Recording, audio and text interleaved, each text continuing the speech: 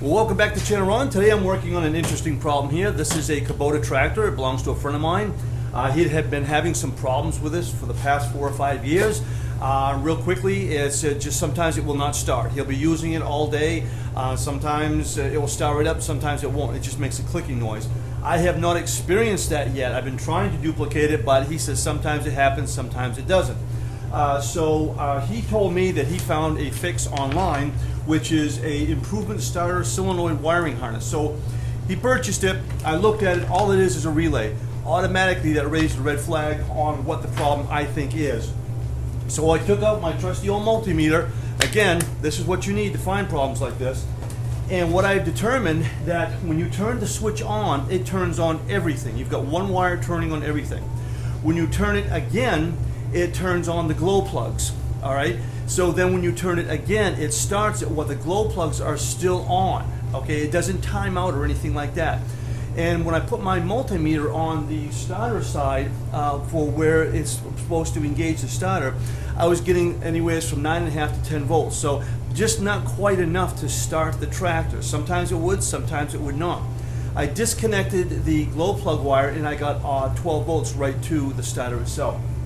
So if this were my tractor, what I would do is I would put a momentary switch in there, so when I needed the glow plugs, I would hold the glow plug switch, the momentary switch, then start the tractor itself on a completely different circuit. Or, better than that, maybe put a relay in that circuit as well. And I want to kind of get into that, because I know if you're watching this, you just want to get this thing fixed.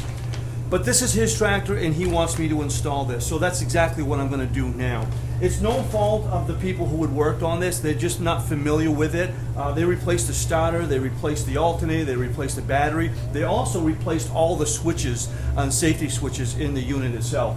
And it still is the problem. So I think it's a relatively simple fix. I'm not sure if the new Kubotas are like that or not. If they're not, then you're going to have the same problem. It's no different than having your electrical service. You've got all your breakers. Rather than one wire running all over the place, you have multiple circuits being fed off the main feed. Well, what they're doing on this tractor is they have one feed coming in and it feeds everything, and it's just not going to work. Obviously, it's worked for a while, but you're going to have problems later on. So it's a simple fix. I'm sure Kubota has taken care of that. And again, if you're having problems with this particular problem, do it this way. If you're real familiar with the circuit and how this all works, I'd put a momentary switch in there on the glow plugs and use them when you need them, and you'll be good to go. So let's go ahead and install it's called the Improvement Starter Solenoid Wiring Harness. Let's get started. Okay, now where this is going to be on this particular tractor is the starter solenoid, and everything is right down in this area. So we're going to need to remove the front cover off that. So there's going to be a bolt here, and a couple of nuts right here that we need to remove, and then we'll slide that nose off. You may have to raise the bucket a little bit to slide that out. Make sure that you use caution when you're getting underneath that. There's actually some bars here that you can flip down in case something goes wrong, and I may actually do that.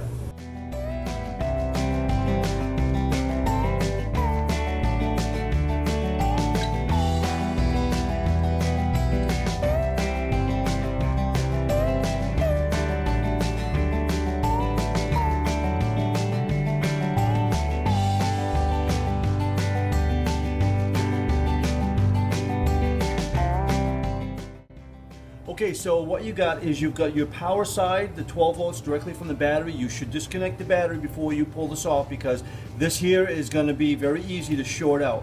So you got your positive side, you got your negative side. It's a great place to hook our negative onto. And then you have your control circuit right here that controls the solenoid. So you've got those three that you're going to be working with. Now in the kit itself, what you're going to have is it's going to come with a set of instructions. I looked them over just for the heck of it. They were really written quite poorly, so I really don't care about those. But you're going to have the relay itself. So pull that out of there, and it's going to come with a nice little bracket, so we'll have to find a place to put that. Maybe even put it right there, I'm not sure. We'll find a place to mount that. This is the relay. Here's the plug, okay, that plugs into it. And this is very simple. The positive side, okay, of this relay is going to go on the positive side terminal here on the starter. The negative, all right, that's going to go right here. Actually, I'm going to put it on this side. There's a negative. And then these ones here are pretty self-explanatory. All right, this one here is going to plug into the starter itself, and then this one here is going to plug into the control side from the starter. So actually all that's going to happen is when you go to start it, rather than going through the whole system to engage the solenoid, you're going to be turning on this relay, which is going to divert power directly from here right to here, and the tractor should start, which it will start, but it should take care of your problems. All right, so I got the battery disconnected. So I think the first one I'm going to do is the positive side. So I'm going to go ahead and remove this terminal off the starter. And I'm going to go and put this terminal here on.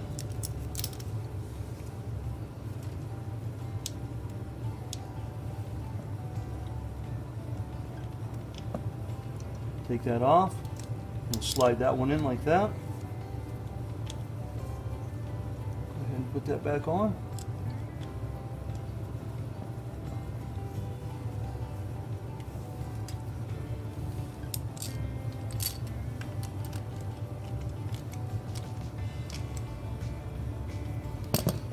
All right, now we're going to go ahead and do our negative.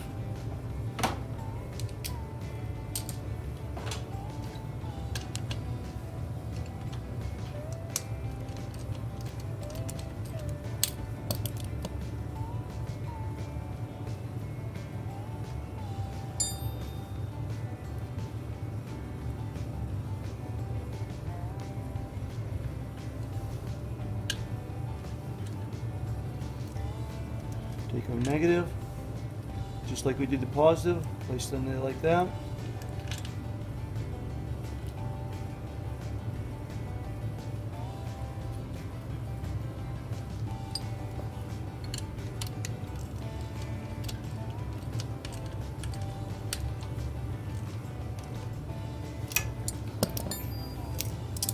Okay, next we're going to go ahead and pull our wire out of the starter.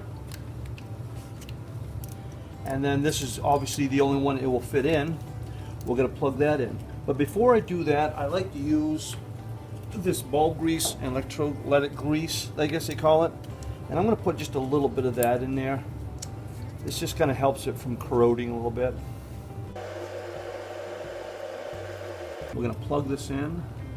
Now this one doesn't have a nice little lock like this one here, so I'm just realizing that now. So I'm going to make sure that I put a wire tie on here, just in the event that that comes out, but that's pretty snug. So then this one here is going to plug into here. Now looking at this earlier, I discovered that the plug is a little bit different, and I don't think I'm going to be able to plug that in there without having to cut away this little tip. So I'm going to do just that. So I'm going to cut this top piece out of the way, like that. And then it looks like I should be able to slide that in there. But it's going to be a snug fit. So before I do, I think I'm going to put a little bit of grease in there. Yeah, put a little bit of this in there before I do such a thing.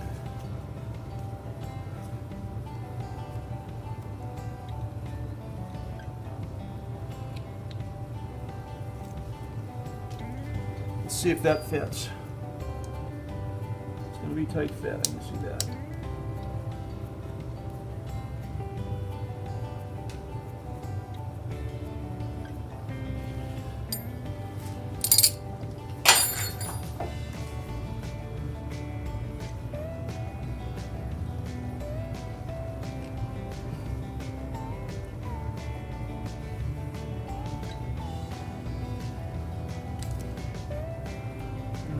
Does not seem to like that,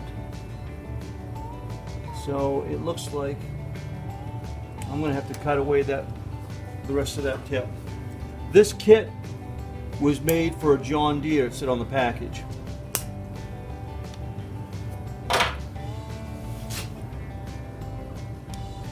There we go.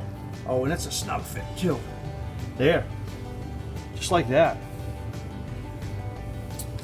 Let's go ahead and plug our relay in.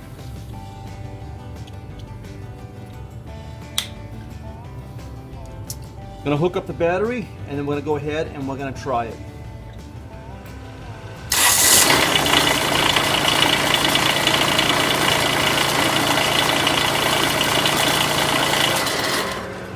Looks like a champ.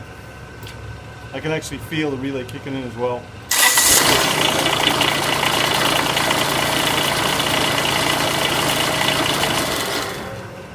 All right, so all we have to do now is we just need to put this all up in there and wire tie it. I've decided I'm going to wire tie this solenoid to the wiring harness along with everything else. I just don't feel safe putting it up here. This is hot eventually, and I just don't want the heat to transfer into the relay, and I really don't want to put it there, so I'm just going to wire tie it to the wiring harness itself. So the control wire for the solenoid there, it just didn't have the lock in there, so that may be a problem later on. So I may put a little silicone in there, and they do mention that in the instructions, putting some silicone to help hold that. But I think with a wire tie right here will solve that problem as well.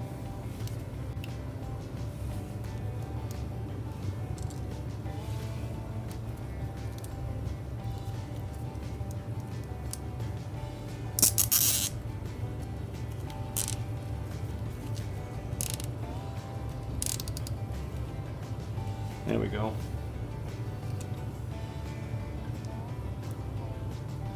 Okay, well there it is. So now I'm going to go ahead and put it all back together, do one more test, then take it back to my buddy's place, and then he should be all set and good to go.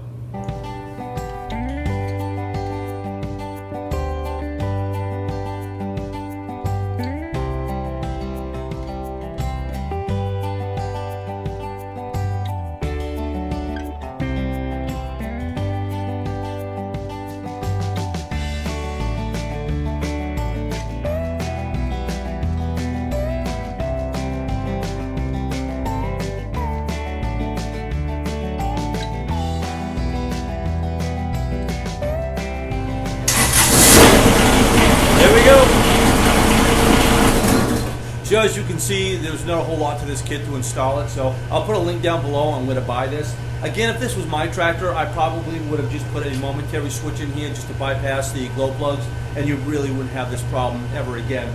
But this is what the client wants, aka friend, so we're going to go ahead and go with it. So thanks an awful lot for watching, and we'll see you on the next one.